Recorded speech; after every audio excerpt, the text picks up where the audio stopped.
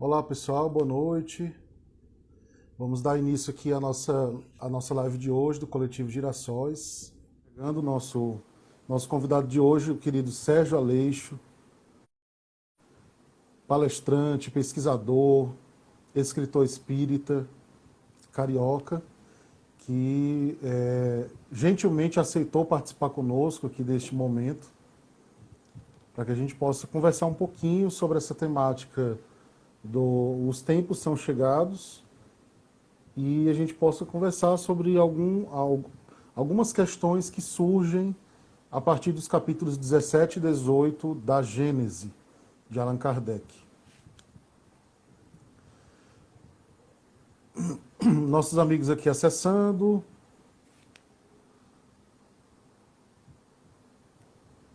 Alex, seja bem-vindo. Alexandre, diretamente de Recife, seja bem-vindo.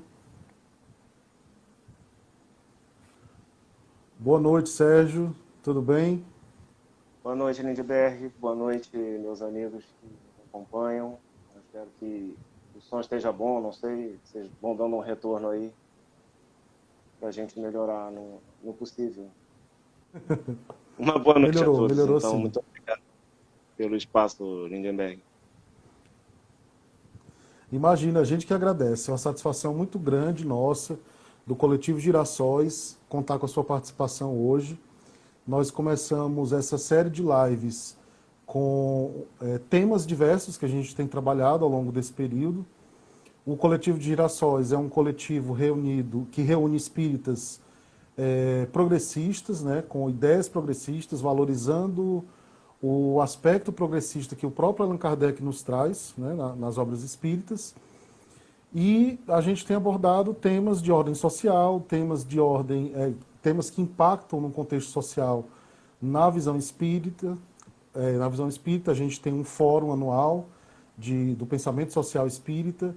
Então, assim, quando a gente estava montando a programação, foi inevitável pensar no seu nome, devido a toda a contribuição que você tem para as ideias progressistas do movimento espírita e para a pesquisa, né? Para a pesquisa voltada para a nossa base, né? Muitas pessoas afoitas do movimento espírita querem dizer que a Kardec está ultrapassado, que a gente precisa avançar e etc., sem ter feito o dever de casa, né? Que é exatamente o ponto que a gente tenta resgatar, né? Então, a gente agradece muito sua participação, tá? Estamos muito felizes aqui em tê-la essa noite conosco. A todos os amigos que estão entrando também, sejam bem-vindos. Queria só ressaltar um pouco do trabalho do Sérgio, né? Em relação à pesquisa, aos livros que ele escreveu, para quem não conhece. Eu fiz aqui um apanhado das obras do Sérgio, que eu queria aqui compartilhar com todos que estão presentes. Então, os dois livros mais recentes dele, Meu Novo Nome, O que é o Espiritismo. Temos também O Mais Profundo Religar, O Espírito das Revelações, Com Quem Falarão os Profetas e Reencarnação. Estou certo? Tá ok? Sim, Lindbergh, são obras publicadas, algumas já esgotadas, infelizmente, outras ainda por aí encontráveis. E há também uma obra que eu disponibilizei em PDF, inteiramente gratuita, e também com todos os capítulos em formato de blog, sergioaleixo.blogspot.com, que é Que Espiritismo é o Nosso, Ensaios da Hora Extrema, Sim. volume 1. Isso qualquer um pode acessar. Maravilha. Tanto no blog diretamente, os capítulos estão lá, e também baixar a versão em PDF. E o último capítulo criou muito frisson, porque é Espiritismo e Comunismo. Isso me valeu a lista negra. Sim, sim. Ótimo, maravilha. Eu havia esquecido do blog, mas de fato, inclusive, eu já tinha visitado o seu blog e pesquisado um pouco sobre essa obra também. E aí, Sérgio, eu queria começar, que a gente pudesse falar um pouquinho. Ah, sim, a Aurelúcia colocou aqui o endereço do blog. Obrigado, Aurelúcia. Obrigado. Milena também, seja bem-vinda. Alane, pessoal do Coletivo Girassóis, o Elber, sejam todos bem-vindos. Eu pensei, assim, inicialmente, para a gente conversar a partir do item 916 do Livro dos Espíritos, quando Allan Kardec faz uma relação entre egoísmo e civilização, né? Questionando aos espíritos até que ponto a civilização ela mesma não seria... Será que não é ela mesma que produz, que aumenta, né, o egoísmo? Então, como a civilização poderia ser algo positivo, né, nesse sentido? Então, queria que a gente pudesse conversar um pouco sobre esse primeiro tema. Perfeito, Lindbergh. Eu acho uma questão fundamental, ela está no capítulo relativo à perfeição moral, na terceira parte do Livro dos Espíritos, e não sem motivos, não sem razões, porque nós queremos uma civilização melhor, mas nós somos melhores. Esse é o eterno questionamento espírita, é uma das razões pelas quais Kardec, num primeiro momento, embarreirou o êxito das reformas sociais, doutrinas de reforma social, como ele chamou na época, no seu Viagem Espírita, em 1862, aos diversos tipos de socialismo. O questionamento de Kardec foi justamente isso: a gente prepara uma civilização para que homem? Né? E aí, no meu ensaio, Espiritismo e Comunismo, eu até faço uma espécie de contraponto. Né? Porque se é verdade que Kardec embarreirou, aparentemente, o êxito dessas reformas, com a sua crítica ao homem, que naquele momento não estava preparado para uma civilização desse tipo, o futuro que o Espiritismo vislumbra não embarreira essa civilização. Ao contrário, parece ratificá-la, porque se nós estamos destinados a essa melhora, a sairmos de um círculo de egoísmo para adentrarmos mais um círculo de altruísmo e, portanto, os valores de solidariedade, de cooperação. Então, me parece que o capitalismo cada vez menos fica como proposta viável. Né?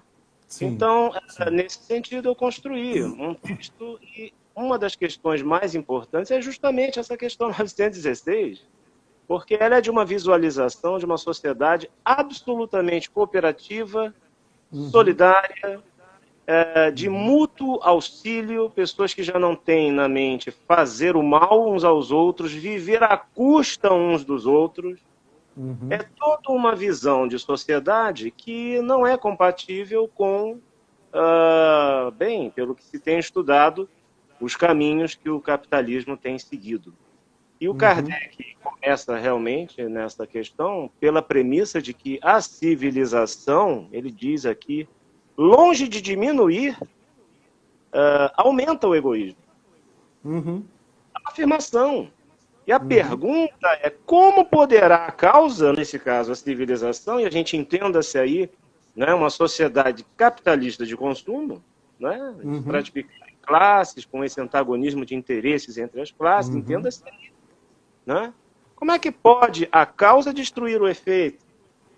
Sim. É uma excelente pergunta, e é claro que os espíritos lançam, evidentemente, a sua visão mais ampla. Nós temos encarnados um processo mais imediatista, a gente quer que isso aconteça mais rapidamente. Mas é aquilo, rapidamente podemos até, eventualmente, conseguir reformas exteriores, vamos dizer assim. Mas que pessoas estarão usufruindo dessas reformas? Elas vão mantê-las, vão aprofundá-las?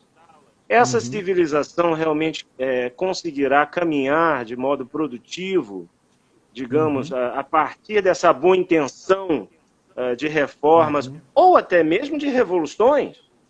Também estão na rota do desenvolvimento humano. Mas quem herda esses resultados, quem se apresenta nos resultados desses movimentos, mantém. Lembremos de Trotsky, né? A revolução traída. Sim. Sabe? E é traída por quê, no final de contas?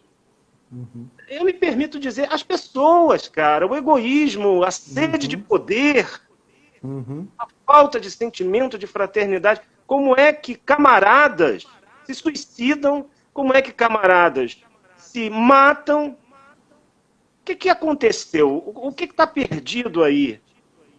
Então está de pé, eu acho, a crítica de Kardec. É preciso mudar as pessoas.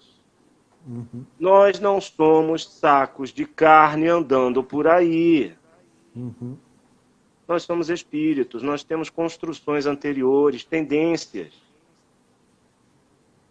Nós não somos o produto cego de um determinismo puro e simples, que, aliás, iria até mesmo contra a ideia dialética, do materialismo dialético mesmo.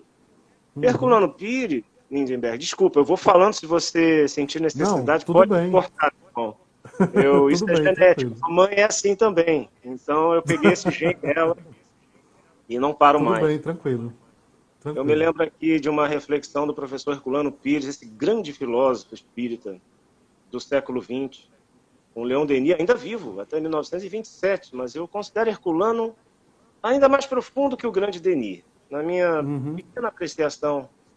E o Herculano, no texto Espiritismo Dialético, que é prefácio de um dos livros do grande Humberto Mariotti, pensador espírita argentino, ele diz que o Espiritismo não vem destruir o materialismo dialético, ao contrário, vem lhe acrescentar o espírito.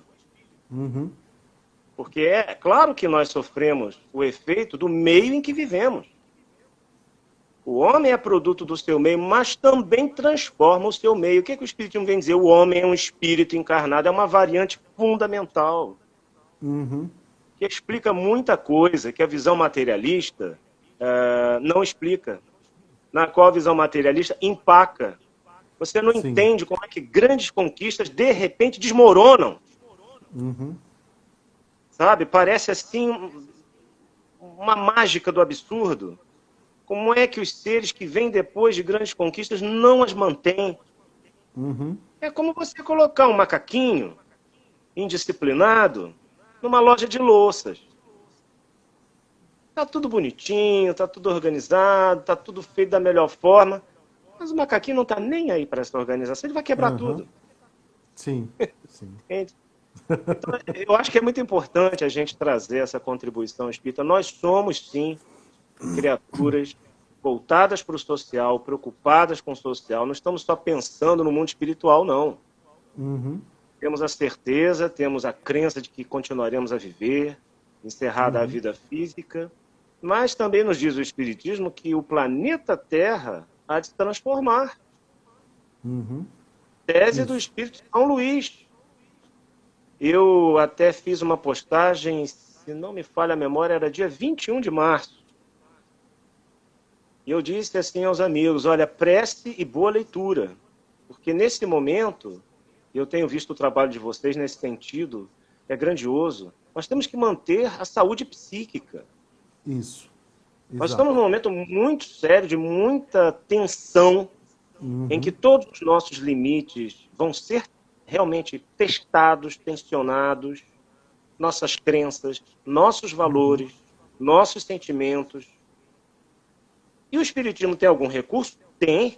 A ação no bem, a ação solidária, a oração, que para nós é uma mobilização da nossa energia mental para as melhores proposituras do ser humano, e a boa leitura.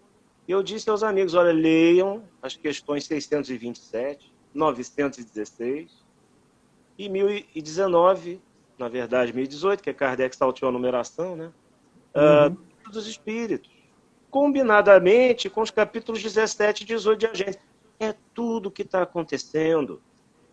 É o nosso presente e a melhor perspectiva para o futuro. Sérgio, mas tem muitas perspectivas tristes, terríveis, tem tanta gente morrendo. Gente, nós somos espíritas. Eu lamento informar, mas a gente trabalha também com o conceito da morte como uma necessidade além de destruição. Não estou dizendo que não prevaleça a lei de conservação, que é outra lei moral.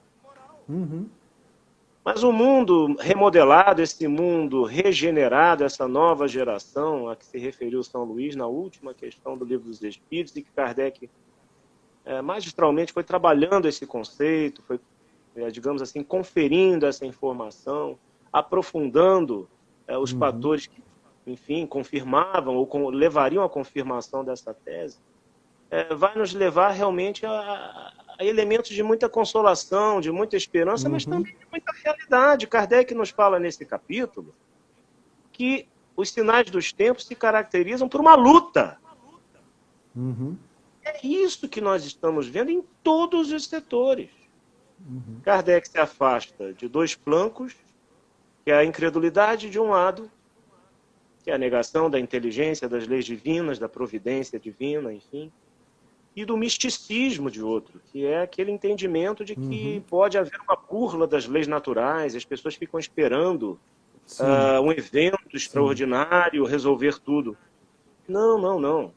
A consensualidade kardeciana é de uma magistralidade do pensamento, em termos de espiritualidade, que, a meu ver, é único. É único. Não recorre a nenhum tipo de mirabolância. Nós temos visto aí tantas mensagens mediúnicas que exorbitam completamente os padrões kardecianos. Se houvesse realmente, da parte desses médiuns, alguma consideração com o legado de Allan Kardec, porque alguns, eu digo isso porque alguns se dizem kardecistas, não dariam guarida a determinadas mensagens, a determinadas proposições por absolutamente desnecessárias, Lindbergh. Absolutamente desnecessárias. Kardec adverte ali para o perigo dos espíritos mistificadores que se divertem com os pequenos terrores que provocam, com as cisânias que eles gostam de provocar. Os espíritos vêm dividir, eles vêm incentivar a solidariedade, a fraternidade. Claro que há diferenças entre as criaturas, há essa luta, Kardec diz, entre as instituições retrógradas, defendidas naturalmente por pessoas retrógradas. Privilégios, inclusive Kardec se coloca frontalmente contra privilégios seculares. Ele diz, olha, as leis e as instituições têm que se ajustar às ideias de justiça e de solidariedade, de cooperação e fraternidade. Ele diz, inclusive, que a solidariedade será a pedra angular da nova era, da nova fase de evolução da humanidade. Mas isso não chegará sem uma luta muito intensa. E Kardec diz que não se deve procurar os sinais nos fenômenos naturais. Estamos esperando aparecer aí um cataclismo que aniquile de súbito uma geração inteira. Nem o Covid-19 vai fazer isso. Eu sou mais velho, vou fazer 50 esse ano, e na década de 90, a gente lidava muito com a concepção de verticalização do eixo da Terra. O espírito Ramatiz profetizou isso no começo do século XX, na LBV, que foi o primeiro núcleo a divulgar suas mensagens, etc. etc. E isso perseverou até praticamente final do século XX. Teve muita força. E eu me lembro que, na época, eu estava na Radiodifusão Espírita, aqui no Rio de Janeiro, e era uma das poucas vozes que diziam, olha, isso é um claro sinal de pseudo-sabedoria. É um tipo de previsão que mostra claramente sinais de suspeição conforme a orientação kardecista. Não quero ofender ninguém, não quero ofender as pessoas, mas quero avisar a vocês, isso não vai acontecer. Eu era um garoto de 22 anos. Aí, por 1991, 92, tinha gente esperando Jesus voltar, imagina. A 1000 chegarás, de 2000 não passarás, que nem é bíblico. É uma frase atribuída a um monge da Idade Média. Quer dizer, com tudo isso eu lidei. Estamos aí em 2020. Pergunta quem estava certo, Lindenberg. Não eu. Não estou dizendo que sou eu que estava certo. Kardec estava certo. Kardec. Os espíritos estavam corretos conforme a orientação do seu método, do seu rigor. Kardec afastou todas as fórmulas mirabolantes. Há quem refira as mensagens muito otimistas para o século XX. Kardec recebeu muito, algumas na Revista Espírita, eu conheço, e acho que todos os espíritas deveriam ler muito profundamente as revistas espíritas, mas é preciso tê-las em perspectiva também. Uhum. Estas mensagens não eram publicadas a título de artigo de fé. Eram matérias para análise. Uhum. Muitas delas a título, como dizia Kardec, de inventário, ou seja, é para constar. Sim. Acontece, os médiuns recebem. Aí estão, vamos analisar, vamos confrontar. É o que Kardec propunha. Mas quando ele ia tratar da matéria, nas suas obras didáticas, o Evangelho segundo o Espiritismo, o Céu e o Inferno, a Gênese, o Livro dos Médiuns, o que é o Espiritismo, ele já as tratava da forma mais definitiva possível, conforme o controle universal. Uhum. Ou seja, o confronto do que os espíritos diziam entre si com a lógica, o bom senso, os dados positivos da ciência, como ele dizia na época, caso a matéria assim requeresse, porque muitas comunicações dependem de uma apreciação mais científica. Os espíritos se aventuram a falar de tudo. E nós, como kardecistas, não acreditamos cegamente, porque a primeira lição do kardecismo, qual é, meu caro Lindbergh? Você sabe. Não saímos da humanidade ao lidar com os espíritos. Uhum. Eles têm suas limitações, têm os seus preconceitos. É preciso averiguar tudo isso. Então, se aventuram a falar, falava sobre a necessidade de aferição das comunicações. Se as matérias requerem aferição no material da ciência, então vamos utilizar os elementos da logística legada por Kardec. Uhum. É isso, eu digo o seguinte, se Kardec não é perfeito, se ele tem falhas, isso é natural. Mas com certeza, na matéria é o que nós temos de melhor ainda. É nesse parâmetro que eu sempre me fio. Com certeza. No ano passado, Sérgio, eu fui... Você falou a respeito das mensagens fantásticas que surgem, sobretudo nesses períodos como a gente está vivendo agora, como de uma pandemia. E no ano passado eu fui convidado a ministrar uma palestra sobre a tal da data limite, a partir daquela ideia famosa, né, dentro do movimento espírita. Era o ano de 2019, que as pessoas estavam esperando acontecer alguma coisa, então eu fui ministrar essa palestra numa casa espírita grande aqui em Fortaleza. Qual não foi a decepção das pessoas quando eu abordei toda a temática da data limite falando dos capítulos 17 e 18 da Gênese? Então eu ignorei completamente o conceito de data limite que tinha surgido com o Chico Xavier e, enfim, as pessoas que o conheceram, e trabalhei a perspectiva moral da mudança, né? do período de regeneração, do período de transição, o que é preciso para que a gente possa passar por esse período de forma a transformar tudo que a gente está vivendo, individualmente e também no contexto social, né? Então foi muito curioso observar assim, o desapontamento das pessoas inicialmente, porque todo mundo queria saber efetivamente o que é que ia acontecer, se ia acontecer, qual era a data limite, enfim. E eu fui num sentido totalmente oposto. Eu costumo dizer que realmente o Kardec tornou-se subversivo ao próprio espiritismo.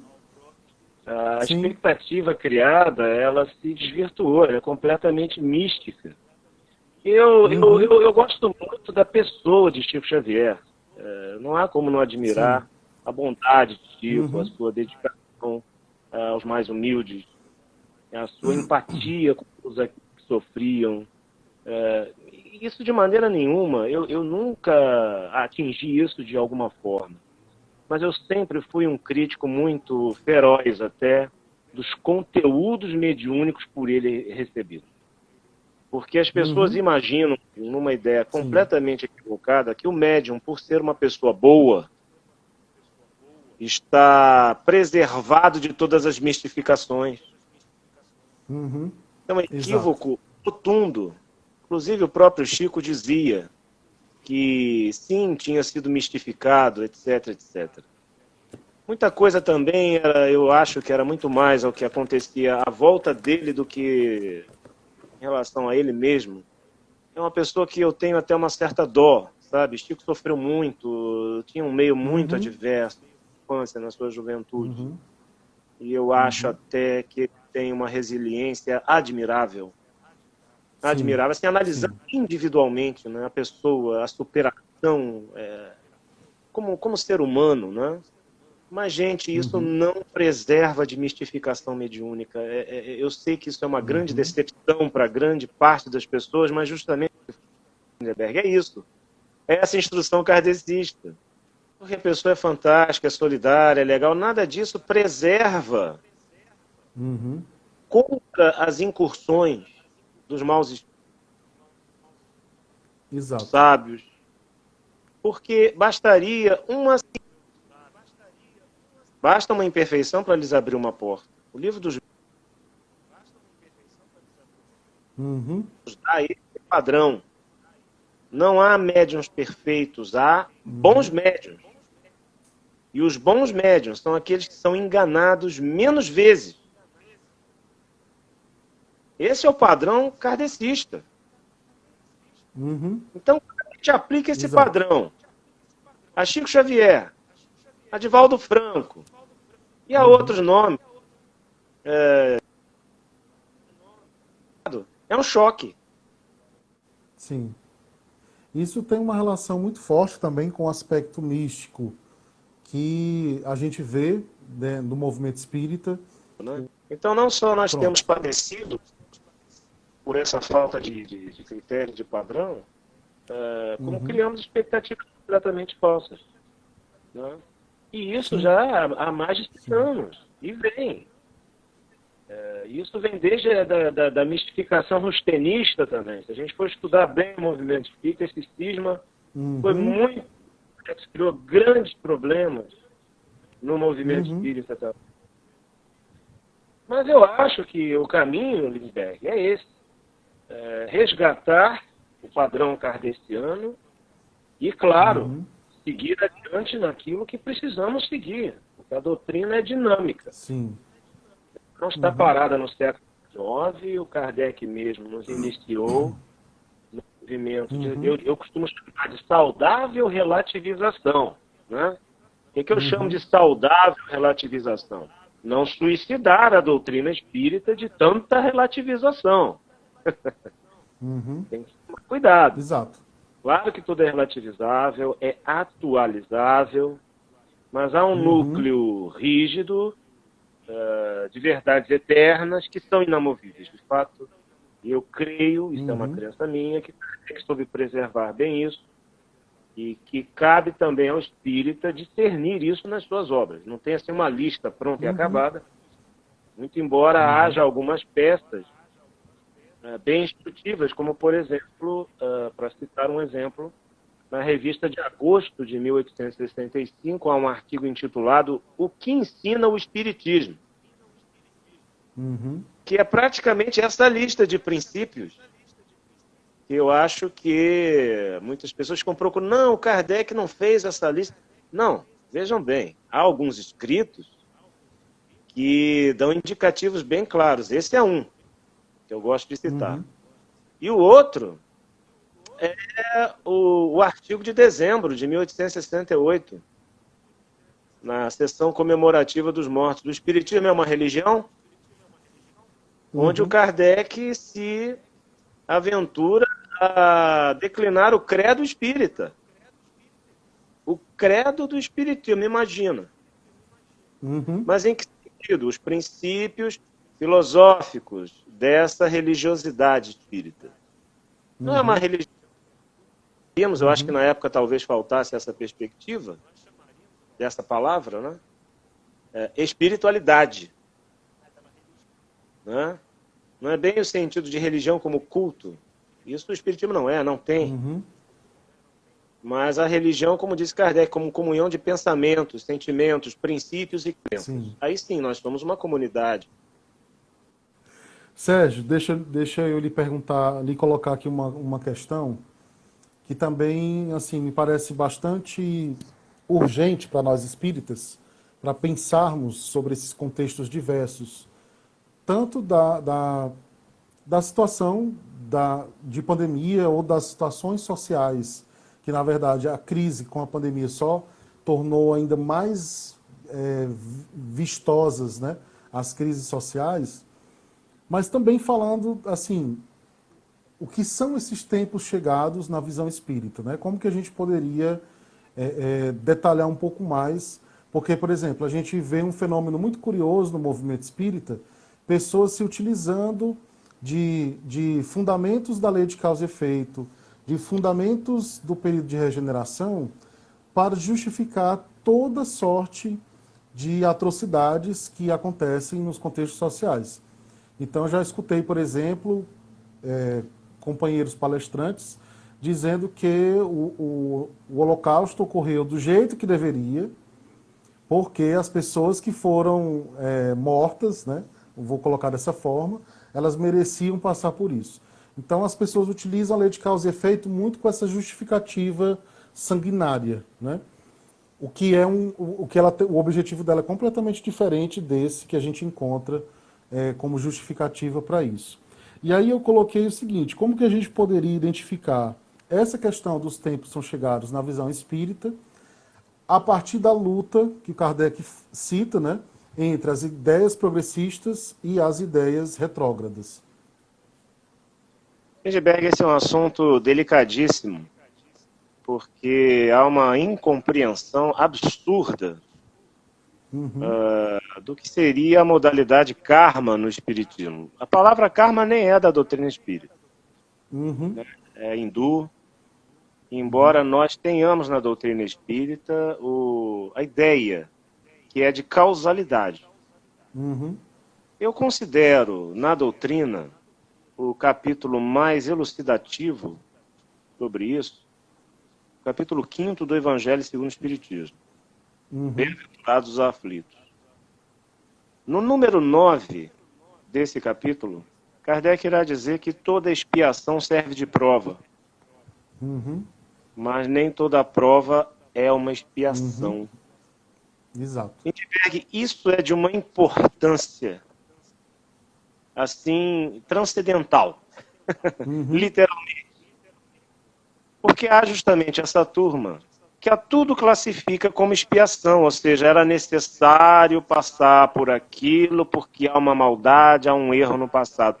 Nós não vamos negar que o nosso passado, muitas vezes, não raras vezes, é delituoso perante a lei. Como espírita, sabemos disso.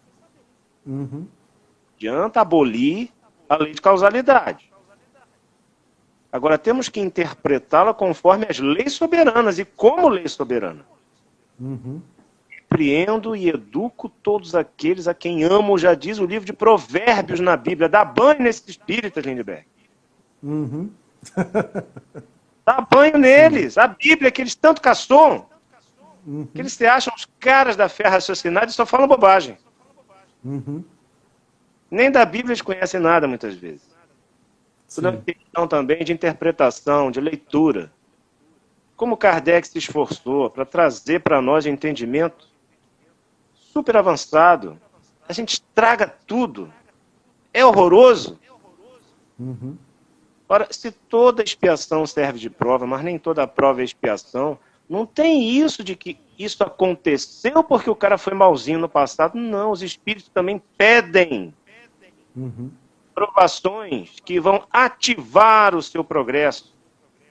Está explicado lá. Eu sei que muita gente fica incomodada com isso. Essa é uma outra questão. Mas o que ensina a doutrina não é esse punitivismo. O espírito, antes de encarnar, tem condições, muitas vezes, de escolher o gênero das suas provações. Não é necessariamente porque errou no passado nisso ou naquilo, mas porque precisa se aprimorar para o futuro. Eu sei que isso incomoda, a mim também incomoda muitas vezes. Mas, Lindbergh, se nós não fôssemos espíritas, seríamos materialistas, né? Sim. Eu falei outro dia com o nosso querido Alexandre Júnior, nós não podemos tratar o espiritismo como uma filosofia materialista. Também temos que tomar algum cuidado. Se é verdade que temos que afastá-lo daquilo que ele não é, também não podemos fazer que ele deixe de ser aquilo que ele é. Isso.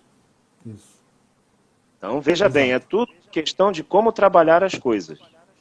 Eu escrevi nesse meu livro que recomendei em PDF um capítulo intitulado Resignação. De propósito.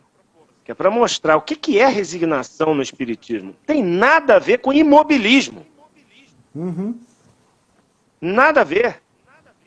Sim. Mobilização de faculdades superiores da fé e da compreensão. Tem coisas, meus amigos, nós não podemos afastar com as nossas providências, então está na mão de Deus. Temos que ter coragem também. O espírita não pode andar tremendo de joelhos aí com a morte. Claro, a gente não vai procurar a morte. Mas, pelo amor de Deus, não podemos ser desesperados também. Exato. O que há? Então estamos fazendo o que aqui? É brincadeira? Não. A gente não veio aqui para brincar, é para evoluir mesmo. Então tem que enfrentar a dor, a doença, a limitação. Porque é através desses processos que o espírito avança. Agora depende das sínteses que nós vamos fazer. Sabe qual é o pior caminho? A revolta. Sim. Não é que vamos nos conformar. Veja bem, não estou falando de nos conformarmos com a injustiça social. Isso é outra coisa. É porque a mim, particularmente, não me cai o chapéu de despolitizado, né? De jeito nenhum. Senão eu não estaria passando por muita coisa que eu passo, e acredito que vocês também.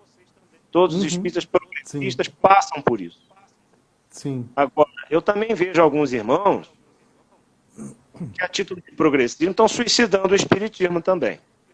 Acho complicado, acho perigoso. Somos espiritualistas, nós não somos materialistas.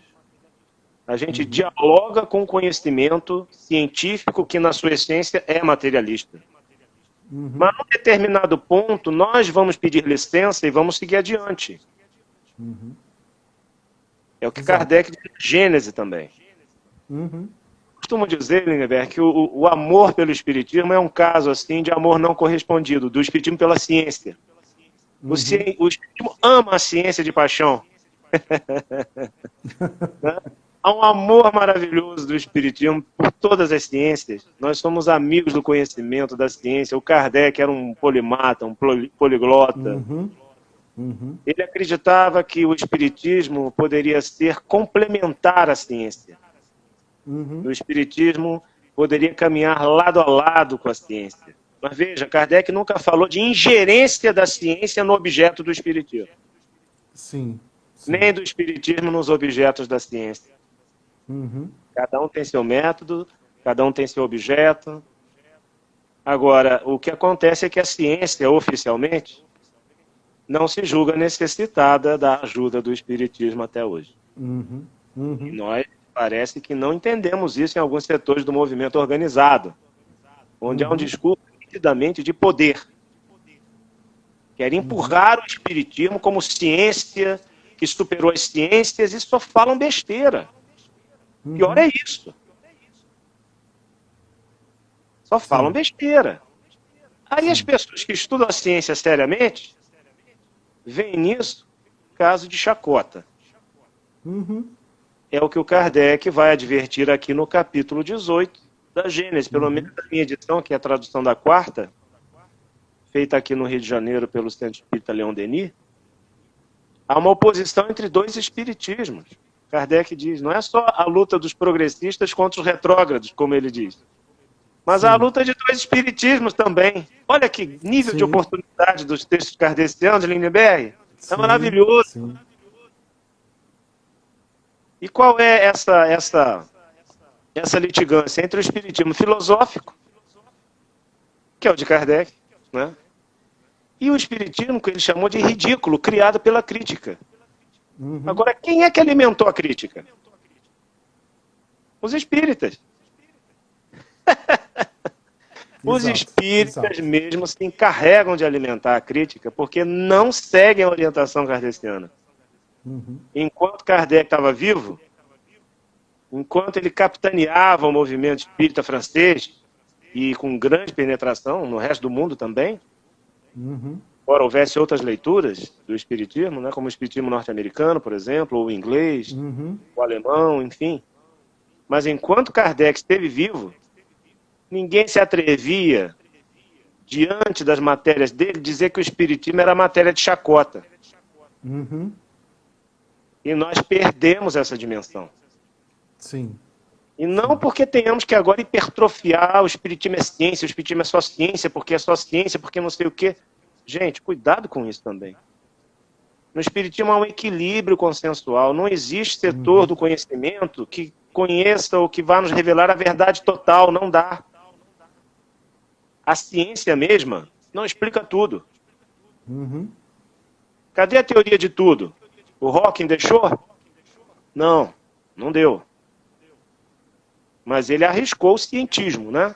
Aposentou Deus, aposentou a filosofia, né? Recebeu muitas diatribes, porque é óbvio que todo conhecimento tem pressuposto de filosofia. Qual é o conhecimento que não tem pressuposto filosófico? Como é que o Hawking se atreve a aposentar a filosofia? Isso é cientismo puro, é um erro, a meu ver. Mas quem sou eu, né? Para falar do Stephen Hawking. Mas não precisa eu. Muitos filósofos e matemáticos se opuseram a essa posição dele, né? Mas é natural. É uma pessoa ousadíssima, né? Que trouxe uma contribuição maravilhosa. Aliás, quem não viu o filme A Teoria de Tudo, que é muito mais biográfico do que científico, Sim. veja que é uma coisa lindíssima. A vida do Stephen Hawking, né? Então, nós temos que ter a clara dimensão do que é o espiritismo no mundo, gente. Qual é a proposta de Kardec? Não podemos ficar a reboque do que diz esse ou aquele cientista, que é a opinião dele. Eu vi muita gente assustada com a opinião do Hawking de que Deus não existe. Opinião, gente, opinião. Ele tem o direito de ter a opinião dele. A ciência em si é materialista, então é natural que, seguindo esse caminho, sejam ou pretendam, pelo menos, o ateísmo. Isso. Natural. É o projeto dela mesma. O projeto da ciência não tem lugar para duas coisas que, para nós, são essenciais: Deus e Espírito. Não entra no projeto da ciência, ou seja, a ciência não julga que isso seja necessário para ela explicar ou tentar mostrar como é que funcionam as leis universais. É uma proposta, a meu ver, Lindenberg, de muitos filósofos e matemáticos. Isso é uma filosofia. Essa é a filosofia da ciência. Aí o Hawking vai e aposenta a filosofia? Né? Sim. Que ousado que eu sou, né? Mas não sou eu, não. Só essa gente toda boa aí, com cheio de PhD, né? Não, eu sei, não. Eu sou um pobre professor de português, tadinho. Nada demais, mas eu cometo o pecado de ler muito, de ser um leitor compulsivo. Né? Ô, rapaz. Para tranquilizar fosse... nossos amigos, não é assim. E isso, o meu querido Lindenberg, já está na introdução do Livro dos Espíritos. Sim. Nós apreciamos os científicos, adoramos a ciência, seremos sempre amigos do conhecimento científico. Sim. Quem é espírita fica em casa, gente, se pode, não fica saindo à toa. Tá certo? Para isso. Por quê? Porque é o conhecimento científico que nós não podemos desafiar. Em nome de quê, gente? Da lei moral de conservação, pelo amor de Deus. Está lá no Livro dos Espíritos. O que há? Aí o sujeito diz assim, não, mas se não chegar a minha hora, então eu não morro. Isso é outra coisa, cara. Sim. Misturam tudo. Cara, não estou falando para você, não. Estou falando para essa turma aí. Misturam tudo, fazem uma bagunça. É igual aquele macaquinho loja de louça. Mesma coisa. Isso o Herculano Pires dizia isso, né? Eu adorava, porque é isso mesmo. Nosso super organizado, bonitinho. Essa turma faz uma bagunça que dá uma preguiça, dá um cansaço conversar com eles. Mas a gente tem que ter paciência. Né? Fica lá no Facebook, conversa, aí vai pro Messenger, conversa mais, e vem o Zap, conversa de novo. E tem que ser. No dia 21, quando eu recomendei essa leitura, que está sendo o nosso material base aqui para hoje, os 17, 18 de Gênesis, e essas 3 questões do Livro dos Espíritos, 927, 16, 627 e a última questão, eu tive a grata satisfação de receber de muitos amigos, por mensagem, pelas redes sociais, seja em off, seja publicamente na postagem, que nunca tinham lido Kardec e que ficaram maravilhados ao ler esses capítulos de A Gênese. Gente, tem 160 anos que o Kardec escreveu esse livro. Sabe o que representa para um kardecista como eu receber esse retorno dessas pessoas que, gente com formação superior também, tá? Para quem acha que isso diz muita coisa. Para mim, não. Mas vou dizer isso, porque tem gente que acha que é muito importante, né? Receber um retorno desse, para mim, foi uma alegria imensa. O grau de oportunidade dos textos de Kardec não foi explorado pelos espíritas. A gente fica lendo livro mediúnico, lixos. Para ficar bem claro. Ah, César, é muito radical. Sou. Quando tem que ser, tem que ser. A gente tem um troço super organizado, com nível de oportunidade assim, soberbo. Escrito há 160... Vocês sabem quantos autores lançaram alguma coisa há 160 anos e conseguem ser lidos hoje? E o Manifesto Comunista de Karl Marx e Friedrich Engels é um deles. É muito pouca gente, pessoal. E o nosso Kardec está nessa lista seleta. A gente fica lendo essas porcarias que andam publicando por aí e dando proeminência, porque ler sim, pode ler. Tem que ler até se tem tempo. Mas leia para discernir.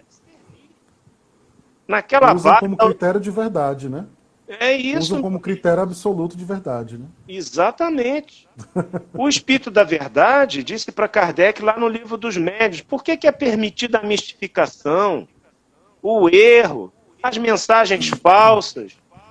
Porque tem gente que se abisma, como é que Deus permite isso? Aquelas perguntas assim, um tanto quanto infantis, né? Mas eu até entendo. Mas está explicado, é coisa que a ciência, a filosofia espírita superaram. É para exercitar o vosso discernimento, disse o Espírito da Verdade, Allan Kardec. Vocês querem tudo pronto, tudo acabadinho? Os anjos guardiães não são babás, não. Sim. Tem gente que acha que é babá, inclusive acha, Lindbergh, que os anjos guardiães, espíritos protetores, são encostos. Dorme com ele, sabe? Fica ali guiando com ele, não tem mais nada para fazer. Essa gente tem muita coisa que fazer. Vocês leram no Livro dos Espíritos que eles têm faculdade de que nós nem suspeitamos? Eles não precisam para nos proteger, para nos intuir, para nos inspirar, para nos orientar. Está na modalidade encosto, não, gente. Eu falo assim brincando, que é para a turma entender. É claro que eles se aproximam eventualmente, mas muitas vezes não é necessário, eles têm outros afazeres. Mas as faculdades deles permitem uma conexão que a gente nem imagina ainda, a gente mal se conecta com a gente mesmo ainda. Exato. A gente não entende nem que a gente é ainda.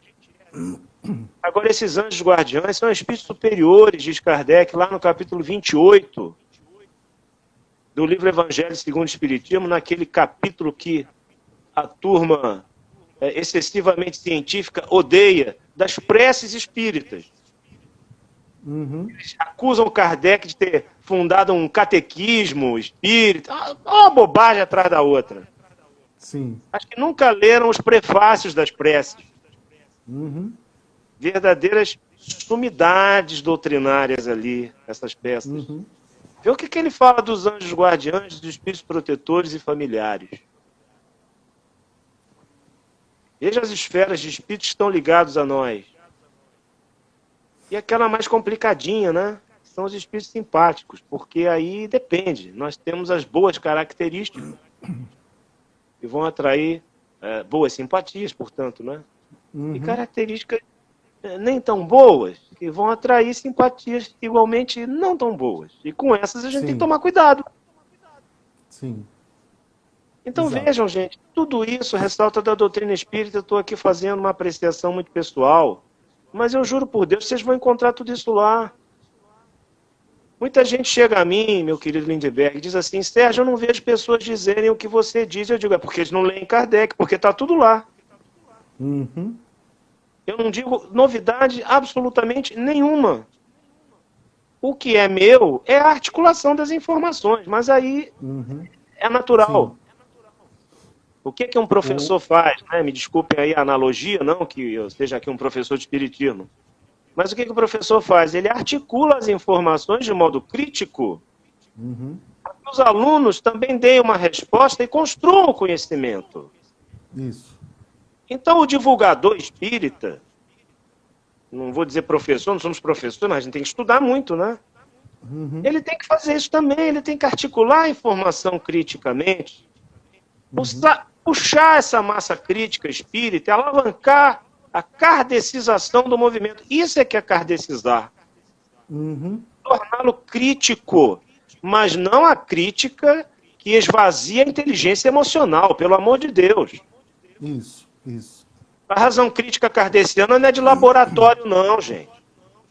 É uma razão crítica espiritualizada, que contempla a potência do espírito. E o espírito não vive sem amor, sem afeto. Kardec irá dizer nesse capítulo aqui, meu querido Lindbergh, você deve ter visto, né? Agora, nesses tempos que estão chegados, não se trata tanto de elevar a inteligência, mas sim o sentimento. Só a inteligência, diz Kardec, não é capaz de regenerar a humanidade. É preciso sentimento, que ele chamava também de progresso moral. Se eu não for capaz de ser solidário, se eu não for capaz de compartilhar... Por que é que nós somos socialistas? Eu posso dizer aqui que eu acho que a maior parte de nós é socialista, né? Porque nós não temos dificuldade com a ideia de uma sociedade partilhada. Qual é o problema de nós partilharmos os bens que todos produzimos? Por que tem que ficar na mesquinharia de, não, esse aqui produziu mais, tem que ser mais? Produziu o quê? O cara explorou um monte de gente, desemprega sem a menor dó, nem piedade, no primeiro tremelique do mercado aí. O que ele deu? Não deu nada, ele recebeu.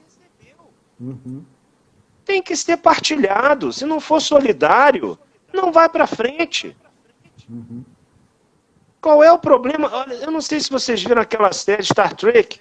Eu sou muito nerd, né? Sim, eu assisti. Tem uma parte onde ele fala que, olha, nós já superamos esses problemas de produção, ninguém passa fome na Terra. Aí tem uma modalidade lá de personagem, eu não me lembro bem agora, que são os capitalistas lá, de algum mundo maluco que tinha lá, que a Terra já tinha superado no século 24, na visão fictícia deles. E agora, o que vocês fazem? Aí o Picard, que é o capitão do Enterprise, né? Olha, agora nós vivemos. Né? A gente aproveita a vida, a gente se instrui, a gente contempla a arte, a gente reza, a gente canta. Sabe? A gente não fica preocupado em superar o outro no modo de ter alguma coisa. Agora a gente quer ser alguém. Então é isso, quer dizer, e o Kardec vai dizer, justamente aqui também, deixa eu ressaltar pontualmente, certo, que é premissa socialista, uma sociedade de todos para cada um e de cada um para todos. Se isso não é socialismo, é o quê? Está na Gênese. Sim. Claro, não é um socialismo de modalidade revolucionária, vamos assim dizer. Eu acho que o Kardec está muito mais para os socialistas utópicos, como chamou Marx, né? Eu não sei exatamente utópicos, essa é a visão marxista, né? deles não curtem esse rótulo, com razão, talvez. Eu não sei, não sou um grande teórico disso. Mas, de qualquer maneira, eu também prefiro alguma coisa que seja pactuada por todos nós. Porque eu acho assim, se o socialismo também for querido, ambicionado por todos, também não adianta. Vai ser o quê? Imposição de um grupo? Uhum. Pois é. Também não pode ser. Sem a mudança geral, né? Aí entra talvez, eu não sei se eu poderia citar o Gramsci aí, né? O conceito de hegemonia. Uhum. Ou seja, temos que ganhar a sociedade para essa causa. Elas têm que entender, as pessoas têm que entender que é melhor ser solidário. Como é que o sujeito não entende, agora citando o nosso querido presidente Lula, que é melhor ser bom do que ser ruim, gente? Não é possível, o cara não entende isso. Sim. Estão aí os bancos, essa turma toda ainda ganhando dinheiro em cima da crise. Uhum. E muito. Acabei de ver agora um programa belíssimo desse cara sensacional, que é o Breno Altman, né? Acessem lá o Opera Mundi. Ele analisa aí o papel do sistema financeiro atualmente. Tem o Eduardo Moreira também, muito bom nessa área aí. Uhum. A gente vê o quanto realmente o capitalismo é simplesmente o egoísmo e o orgulho humanos erigidos em sistema mundo, gente. Só isso. Mas nós somos mais, nós somos bilhões. Se a gente mudar de ideia, mudar de sentimento, o que eles vão poder contra isso? É essa luta que o Kardec fala. Sim. Acontece nas entranhas da sociedade, não é nas entranhas do planeta. É de cunho social, diz aqui o Allan Kardec. Eu não sou daqueles, Lindbergh, que acha que tudo vai se transformar de uma hora para outra por causa do Covid-19. Sim, sim. Mas isso está no cômputo dos flagelos destruidores. Isso. De um ponto de vista mais amplo, estas desencarnações apressam a eclosão de melhores germes. Ou seja, novos movimentos reencarnatórios trarão transformações. É preciso que alguns desencarnem para que outros venham. Exato. Ah, Sérgio, mas e se nós formos também? Ué, você não vai ficar para semente, meu amigo, nem eu. Sim. Vamos preservar, vamos aí nos precatar na lei de conservação, fazer o melhor possível. Eu estou muito chateado hoje com a decisão do diretório do PT, que achou por bem o não ao fora Bolsonaro, um absurdo. Um absurdo. Está sujando as mãos de sangue. Hoje a lógica é muito mais sanitária do que política. E a responsabilidade... Os militares estão aí. E a responsabilidade espiritual não tem como ser dissociada, porque você simplesmente está lavando as mãos. Está lavando as mãos por um cálculo institucional egoísta. Está errado. Não pode ser assim. Os nossos militares, por exemplo, bem, eles são gente, né? Eu tenho gente na família nas Forças Armadas, eu falo com eles. Vem cá, o orçamento da União para vocês é 180 bilhões ano. Vocês não têm um plano de reversão da nossa economia para a época de guerra, porque o que a gente está vivendo é guerra. Pandemia é como se fosse uma guerra. Vocês não servem nem para proteger as vidas brasileiras da morte? Eu falo com eles, eu tenho parentes nas Forças Armadas. Muitos deles, infelizmente, bolsominions, né? Eu digo, não, vocês estão indo contra a ciência, vocês estão indo contra as leis sociais, porque vocês são privilegiados, vocês não correspondem. Outro dia eu fiz uma postagem dirigida aos generais, o pessoal ficou chateado comigo, que achou que você está querendo golpe? Não é querer golpe, não. É que nós estamos numa guerra, uma guerra contra a morte das nossas famílias. Exato. Eles não vão fazer nada? Pelo visto, não, só servem para dar golpe na democracia. E para botar maluco no poder. Mas eu queria que eles assumissem para pelo menos eles levarem as pedradas. Eles estão por trás, né? Sim. E enquanto o Bolsonaro fica vitrine. é uma casta social com muitos direitos adquiridos. Demais. Eles vão em defesa disso, independente de ser tiver contra a soberania quem for, e a proteção da nação. Para isso eles têm as regalias e nós pagamos para eles. Soberania da nossa nação, proteção da nossa nação. Ora, o que é a nação senão a vida brasileira de cada um dos seus cidadãos? Estamos ameaçados por uma pandemia. Os países estão pedindo para os seus cidadãos saírem daqui. Exato, exatamente. Tem. Então, noção de responsabilidade a gente tem, meu caro Lindbergh. Politização a gente tem.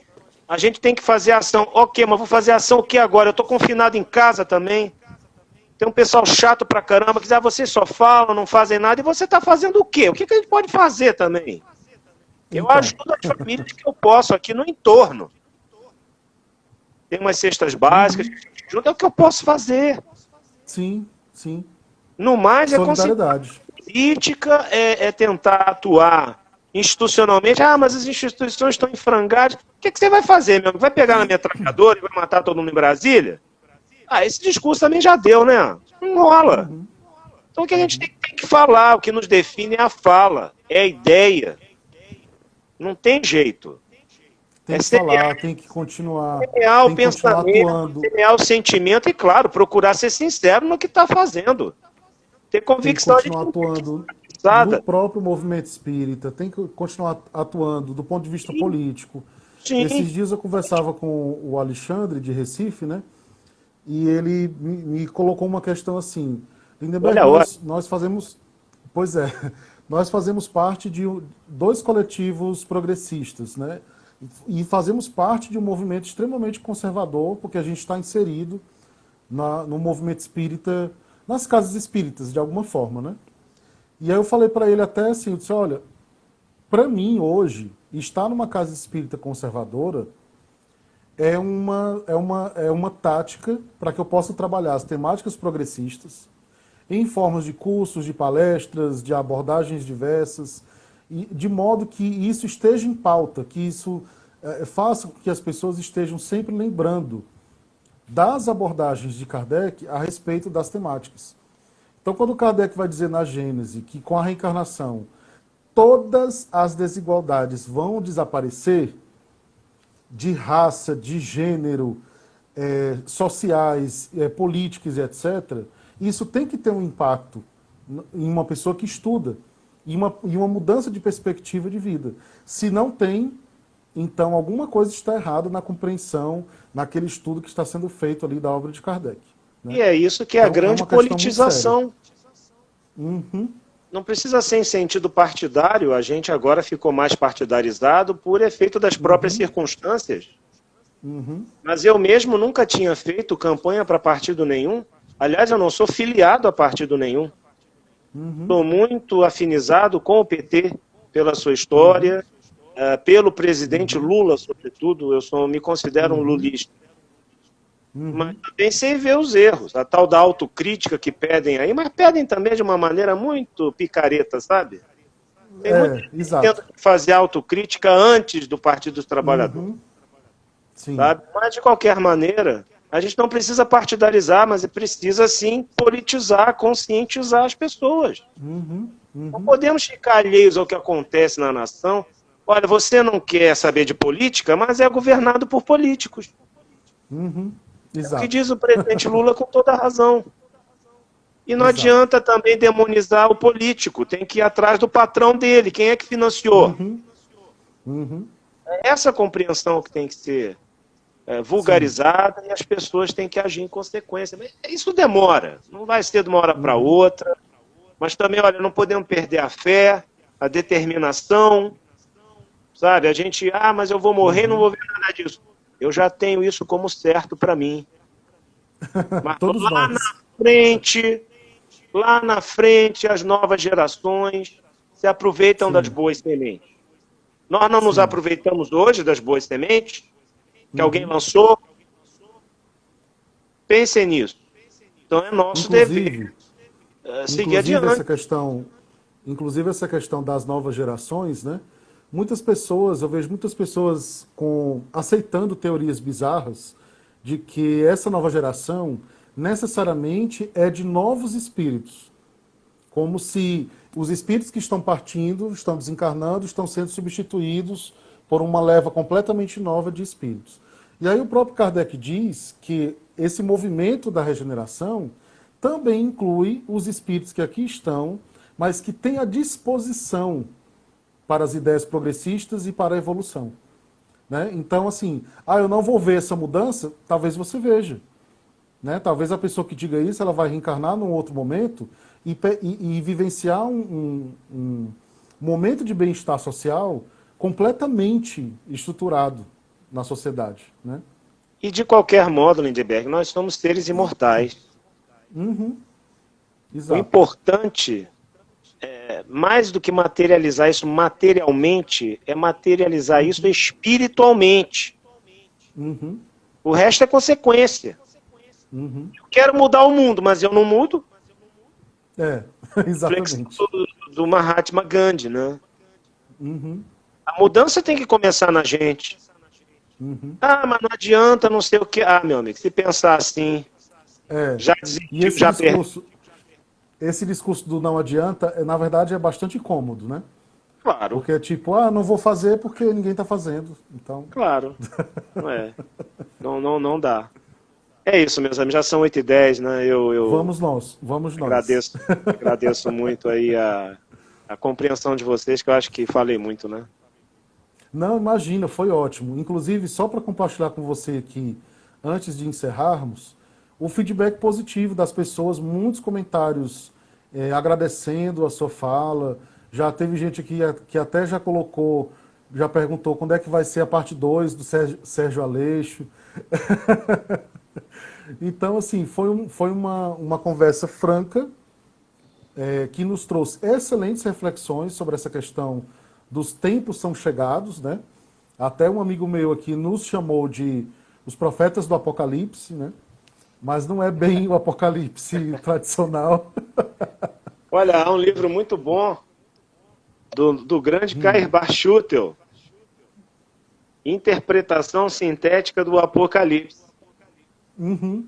Você sabe que ele foi o primeiro a identificar a besta apocalíptica, o 666, nos títulos papais. Isso é de 1914. O Emmanuel veio depois e plagiou, em 38. Sim. Mas é um belo livro sobre o Apocalipse na perspectiva espírita. Então, assim, a todos os amigos que estão aqui conosco, temos ainda 26 pessoas aqui online, muito obrigado pela participação, pela paciência de termos encerrado a primeira transmissão, começado de novo, enfim. Mas todo mundo estava muito querendo participar desse momento. Agora está ocorrendo também a live dos Irmãos do Agro de Recife, que está abordando saúde mental, né, em termos de pandemia. Muito bom. E na quarta-feira, aqui na nossa live do Coletivo Girassóis, a gente vai falar sobre uma segunda parte, sobre as pessoas em situação de rua nesse momento, nos projetos que estão atuando aqui em Fortaleza para ajudar a essas pessoas, né? Na minha formação, Sérgio, eu também sou psicanalista e algumas pessoas têm me perguntado nesse período, algumas pessoas que eu atendo, o que é que eu posso fazer para ajudar, como que eu posso contribuir nesse período? Olha, não falta possibilidade de ajuda, seja material ou moral nesse período. As pessoas estão precisando conversar, as pessoas estão passando necessidades materiais, projetos se multiplicam aí pelas redes. As pessoas já estão passando fome, gente. Exato.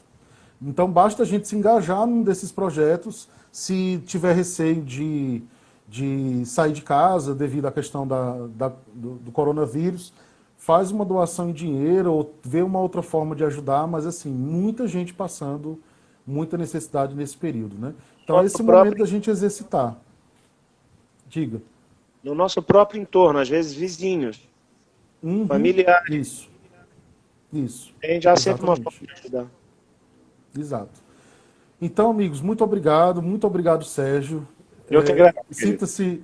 Sinta-se abraçado virtualmente, tá bom? Depois a gente vai lhe mandar um presente aí para você. Depois eu vou entrar em contato com você para lhe mandar um presente como agradecimento, tá bom? E nos encontramos aí pelos caminhos espíritas, pelo trabalho voltado para Kardec e seguindo o conselho do Herculano Pires, né? De que o espiritismo é o grande desconhecido do movimento espírita, vamos ajudar para que ele seja conhecido. Um abraço. Fica com Deus. Tudo de bom. Tudo de bom para você. Um abraço, gente. Boa noite.